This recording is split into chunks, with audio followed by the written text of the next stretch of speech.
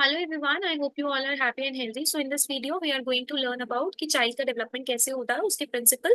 और again this is for seated perspective and all teaching exam. इसके साथ साथ हम इसको 10 मिनट्स के अंदर अंदर टॉपिक को कवर करेंगे as this topic is from 10 minute series. So principle of child development ये बताता है कि चाइल्ड किस तरीके से डेवलप करता है। जब एक न्यू बॉर्न रहेगा, न्यू बॉर्न चाइल्ड है यानी इन्फेंट है, उसकी ग्रोथ किस तरीके से होगी, राइट। और जब तक वो एडोलेसेंस एज तक नहीं आता है तब तक वो किस तरीके से ग्रो करता है। सो ये जो डेवलपमेंट है, प्रिंसिपल ऑफ डेवलपमेंट, बहुत सारे क्वेश्चन इसके ऊपर पूछे गए हैं। सो आज हम स्टार्ट करने वाले हैं कि किस तरीके से हो रहा है डेवलपमेंट, कौन कौन से प्रिंसिपल्स हैं जो ये बताते हैं। सो फर्स्ट इज डेवलपमेंट का डायरेक्शन। तो ये बताया गया है कि डेवलपमेंट जो है ना वो प्रेडिक्टेबल है, हम उसको प्रेडिक्ट कर सकते हैं। So the first is cephalochordal. Cephalo का मतलब होता है आपका हेड, और कोडल का मतलब होता है आपका टो, और सॉरी टेल। सो आप ये बोल सकते हैं यहाँ पर हेड टू टो तक जो रहेगा आपका मूवमेंट रहे, हेड टू टो तक जो आपका ग्रोथ होगा वो कैसा रहेगा कि पहले हेड डेवलप करेगा, फिर लोअर बॉडी डेवलप करेगी, राइट। सो हम ये भी बोल सकते हैं कि जब मदर की वूम्ब में चाइल्ड रहता है तब बच्चे का हेड पहले डेवलप करता है और बाद में उसके फर्दर बॉडी पार्ट्स रहते हैं, डेवलप करते हैं, राइट। उसके बाद आता है प्रॉक्सिमो डिस्टल। अगर मैं आपको बात करूं फर्स्ट मंथ में, तो फर्स्ट टू थर्ड मंथ में सबसे पहले हार्ट के सेल्स बनने शुरू होते हैं। तो पहले हार्ट बनेगा यानी पहले सेंट्रल पार्ट बनेगा, एंड देन उसके आसपास वाले पार्ट यानी उसके लिम्स जो होंगे, हाथ पैर जो होंगे, वो बाद में बनेंगे, और हार्ट जो होगा वो पहले बनेगा। तो ये भी इंपॉर्टेंट है कि हम डेवलपमेंट की डायरेक्शन को प्रिडिक्ट कर सकते हैं। सेफेलोगॉर्डल हेड टू टो, और proximo distal central part two outer parts. Now predictable sequence में क्या है, हमें पता है कि चिल्ड्रन ने एक सिमिलर स्टेजेस से पास करना है। पहली स्टेज होगी जब वो बच्चा क्रॉल कर रहा होगा, क्रॉल मतलब रेंग कर चलता होगा, फिर वो स्टैंड करना सीखेगा, बैलेंस करना सीख पाएगा, अपना पोस्चर मेंटेन कर पाएगा। और उसके बाद सीधा सीधा क्या हो जाएगा, जब वो पोस्चर मेंटेन करना सीख गया तो उसके बाद उसके लिए वॉकिंग इजीली हो जाएगी, वो ज्यादा मोबाइल हो जाएगा। मोबाइल का मतलब क्या है, मूवमेंट कर पाएगा, ठीक है, मूवमेंट कर पाएगा। तो ये हम बोल सकते हैं कि एक तरीके का प्रिडिक्टेबल सीक्वेंस है, राइट। उसके बाद बात करें तो वेरिएबल रेट, हर बच्चा अपनी स्पीड पे, अपने पेस पे ग्रो करता है, ठीक है। हर बच्चे का पेस अलग अलग होता है, हर किसी में इंडिविजुअल डिफरेंसेस होती है।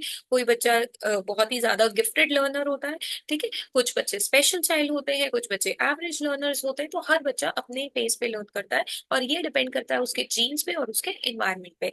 दूसरा नॉर्मल वेरिएशंस भी रहते हैं, नॉर्मल चेंजेस भी आते हैं बच्चे में, जो कि development falls within a range, but इतने ज्यादा चेंजेस नहीं होते हैं कि भाई आप बिल्कुल ही प्रिडिक्टेबल सीक्वेंस से अगेंस्ट चले जाए, राइट।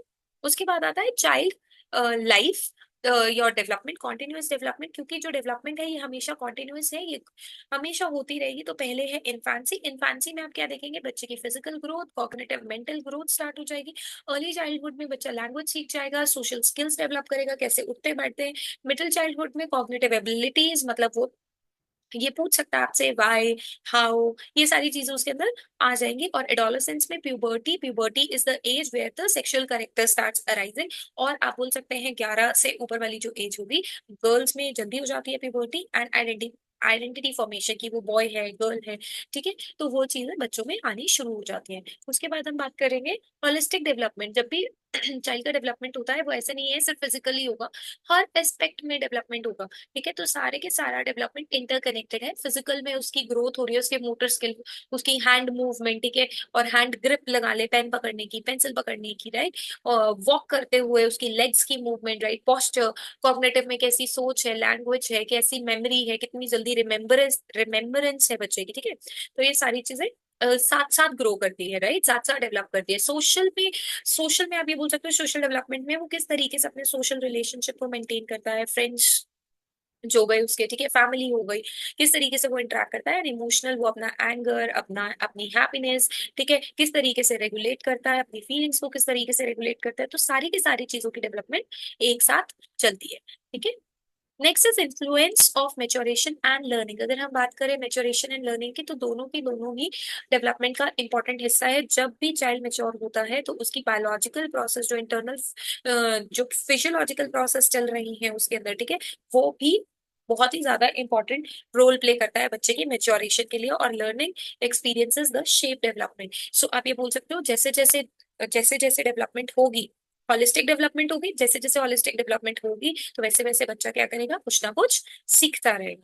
ठीक है। उसके बाद आते हैं हम अर्ली एक्सपीरियंसेस में। अर्ली एक्सपीरियंसेस में मतलब जो एक्सपीरियंसेस बच्चे को पहले मिल गए वो हमेशा लास्ट तक इम्पैक्ट रखते हैं। इसका मतलब ये है, हम बोलते हैं ना कई बार first impression is the last impression.